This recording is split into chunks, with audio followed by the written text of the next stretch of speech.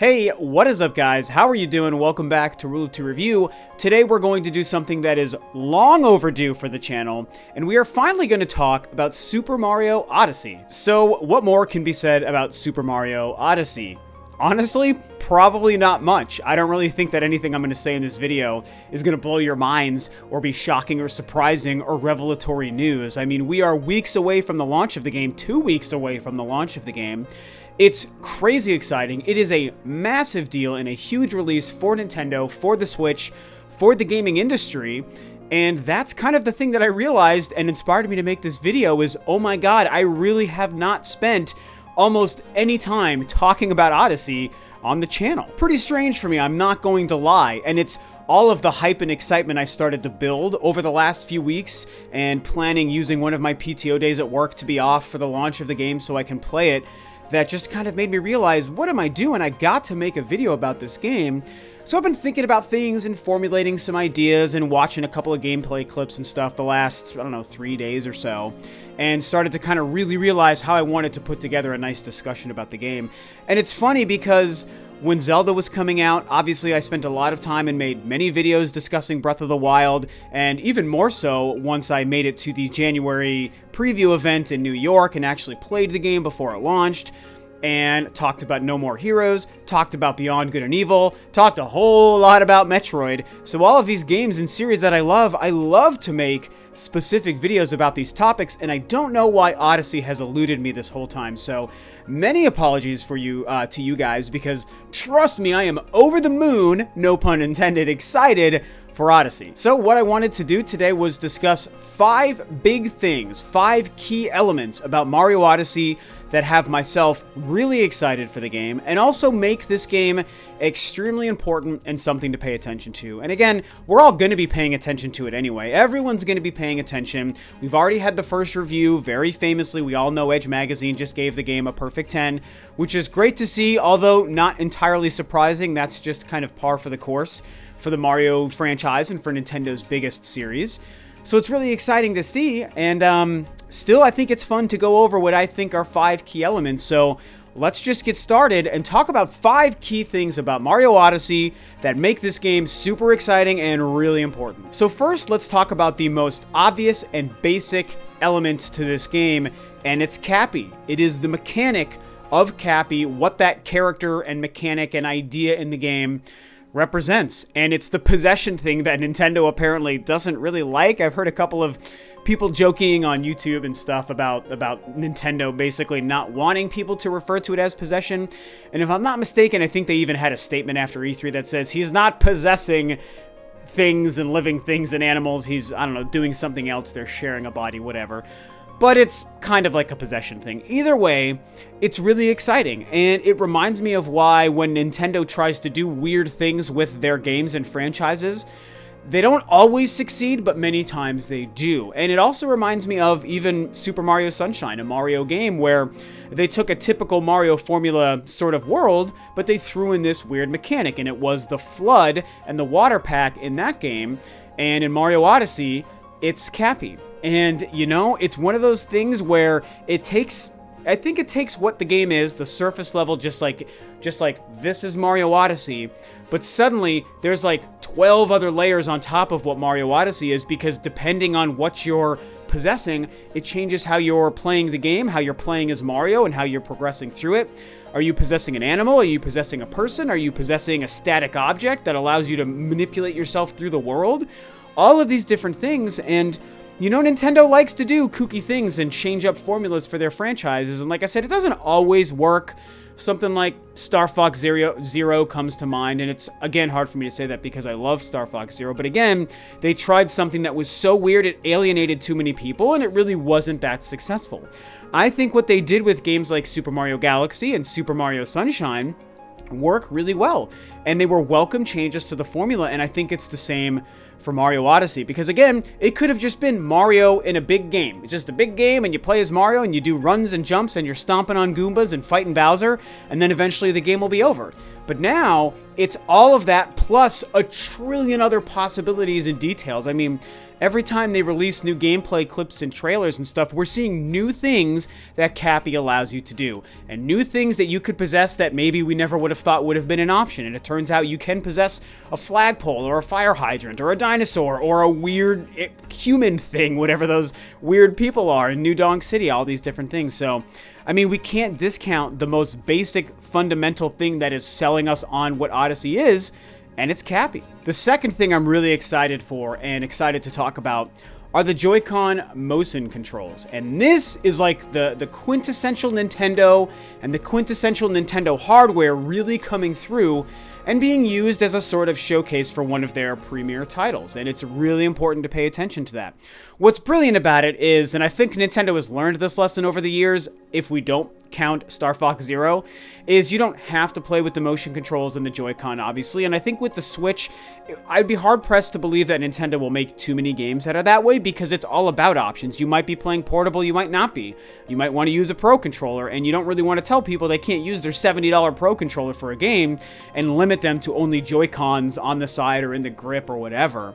But regardless of that, I'm really excited that Nintendo is putting the split Joy-Con controls kind of at the forefront here, with the ability to throw your cap and do certain things, and it kind of reminds me of the best of the Wii Remote days. And there was a lot of bad with the Wii Remote days. I will be the first to admit that as much as I love the Wii and that controller, there was a lot of bad that came along with that at that time.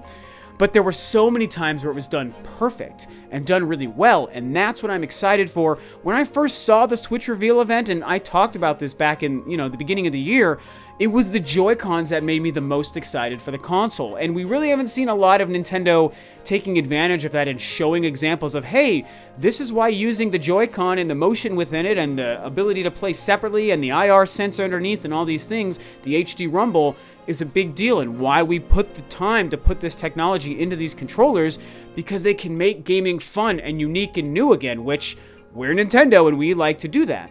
And so here we have Super Mario Odyssey, arguably their biggest or second biggest game of the year, of their no doubt biggest franchise, and here they are saying, hey, this is a great way to play through this game. And similar to my previous comparisons, it also reminds me of Super Mario Galaxy, where you had the Wii Remote and you could do the shake to make Mario do his spin attack, and you're also using the pointer to pick up the star bits. And some people may call that stuff gimmicky or forced, but I don't feel that way. I think Galaxy is one of the best examples of how the Wii Remote and motion control could make a game better with just tiny little additions. Just doing this, as stupid as it looks, and it kind of as stupid as it is so fun and satisfying in Galaxy. And I feel like throwing Cappy is going to absolutely be the same way for Super Mario Odyssey. And I want to see more games from Nintendo and third parties take advantage of the Joy-Cons, and I want all these cool features. And I talked at length months ago about how Metroid Prime 4 could be another great game that showcases the Joy-Cons, and I expect it to do so. But right now, it feels like Odyssey is going to be, other than ARMS, probably Nintendo's biggest attempt to sell us on the Joy-Cons yet. The third thing that, for me personally, is a really big deal is the atmospheric and open world design of the game. They've been super vocal ever since Koizumi first took the stage to discuss the game that it really is inspired by how Super Mario 64 and Super Mario Sunshine were put together. And those games did operate very specifically on an exact kind of hub world, where it was the castle in Super Mario 64, it was Delfino Plaza, or Square, I don't remember which one it was. Delfino Plaza, I think, in Super Mario Sunshine, and I loved that for those two games. It was perfect. Super Mario Odyssey isn't doing that. It's more about the Odyssey ship that takes you from huge world to huge world. But still, they've been trying to draw a lot of parallels to the best of the open world design of 64 and Sunshine, and saying this is what Odyssey is. It's more of a successor to that kind of gameplay and that kind of world building and world traversal. And from what we've seen from a lot of the extended gameplay demos and stuff, like even a lot of the stuff you're watching right here, like from the treehouse and stuff, that's what it looks like. And I love that it's like you go to the lot, whatever the woods area is, and you're just in a huge forest, in a huge woods area. You go to the kind of Mexican mariachi kind of themed world, you're just in a huge world that's like that. You go to New Donk City, and it's just a great big skyscraper-filled, awkward people-filled sort of world. and you're just there and you just go. And the open world design and the amount of variety, even like the weird candy-coated gelatin world or whatever that thing is called, the luncheon area. I'm trying to now just think of them. Was there like a Sherbert Land, or am I making that up? Either way, that idea, I think, is going to be brilliant for this. I won't lie, I would have very much enjoyed another hub world like what the Castle or Delfino Plaza was, and I even liked the Observatory in Galaxy. People really don't like that for some reason. I thought it was fine. There wasn't as much to do there, and that was disappointing, but I still liked it. So either way, I would have enjoyed something similar in this game, but I like what they're doing with the Odyssey ship and the ability to go from huge world to huge world, and the worlds are going to be massive, and that open world design and the amount of atmosphere and ambience they're throwing into some of them gets me really excited. I did talk about this, I think, after E3, where I talked about how specifically that woods area, that wooded area, and I cannot remember the name of it, so forgive me, guys. That got me excited because there really wasn't a lot of music in a lot of what we saw there. It was mostly just little ambient sort of beats here and there, but mostly it was the wood sounds, and it was water rushing, and it was wind blowing, and it was creatures running around, and it was bugs making noises, and those kinds of things in other worlds that will have similar sort of feels to them is just my favorite stuff in video games. And to have that really coming into the Mario universe with this amazing Odyssey game is just crazy, crazy exciting. The fourth thing I want to talk about dives a little bit more into the business sort of side of things, and not so much the fun and the gameplay and all that. And it's the fact that Mario Odyssey represents the second top tier, and I have to call this the tippy top of the top tier of Nintendo's franchises to release this year, in the same year, and in the launch year for a brand new console. Because obviously we've already had Zelda Breath of the Wild, which was like life-altering, video game industry changing forever kind of experience. And now we have the same thing with a second Nintendo huge franchise in Mario Odyssey. Now, I know a lot of people might want to jump to the comments and get all up in arms about the fact that, well, Splatoon also released this year, and we're getting Fire Emblem Warriors as well, and what about Mario Kart 8 Deluxe? And I see the points, and obviously those are huge games, those are great games, and they do very much matter, but I personally don't think that any of those series are up to the level of Zelda and Mario. There could be a case for Mario Kart if this year's Mario Kart wasn't really just a remaster of a last-gen game. If it was a new Mario Kart, totally different story, you guys. But because it's Mario Kart 8 Deluxe, I'm not really counting it. We have a brand new Zelda, like an actual quintessential, not a weird spin-off Zelda, a real Zelda, and not a spin-off Mario, a real Mario, in the same year. And this is the same year Nintendo has launched a brand new console. That's never happened before. It's incredible to see. It is so unbelievably exciting. And I think, you know, we've all talked about it, but I think it's important to pay attention to this fact. And this is Nintendo putting all their cards on the table and say, all right, we're done messing around. The Wii U was cute, but here's the goods. Here's a Zelda, here's a Mario, and then also here's 9 other amazing things that to me are more like second tier. ARMS also doesn't count because it's a new IP. That's a very fine game, and it did sell pretty darned well. I expect great things out of the future, but I'm still not counting ARMS in that either, even as a new IP, because it has more to prove itself, I think. And Splatoon's getting there. So I really don't want you guys to think that I'm down on Splatoon 2. I think Splatoon 2 was twice, if not thrice, the game the first game was. So, you know, Nintendo's basically saying, here, we're not messing around anymore. We're done playing around. We want to show that we are serious. We're putting our gloves on. We're ready to fight. Here's, you know, one of the greatest games ever created with Breath of the Wild. Here's the second one of the greatest games ever made with Super Mario Odyssey. So the fifth and arguably most important thing when it comes to Super Mario Odyssey releasing this year, 2017 holiday Nintendo Switch launch year, is the simple fact that Mario moves consoles.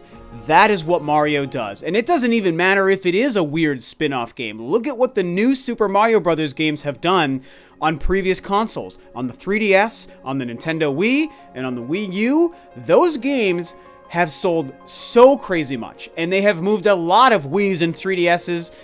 I don't know if I could say it exactly moved Wii U's, because not a whole lot moved Wii U's.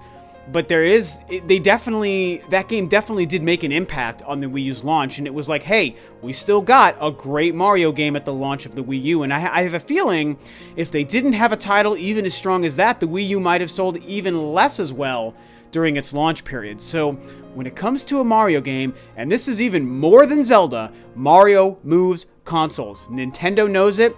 Nintendo gamers know it. The whole video game industry knows it.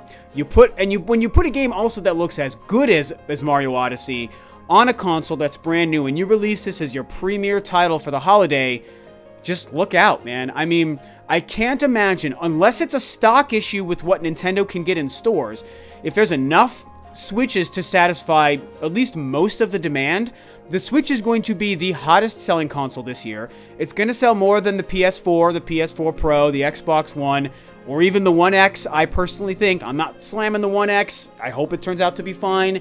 But I just think that the Switch is going to be the hottest selling thing if Nintendo has the stock, and it is mostly because of Mario Odyssey. Partly because the Switch is great, it looks great, people want it, we all know it's awesome, and so people are trying to buy them.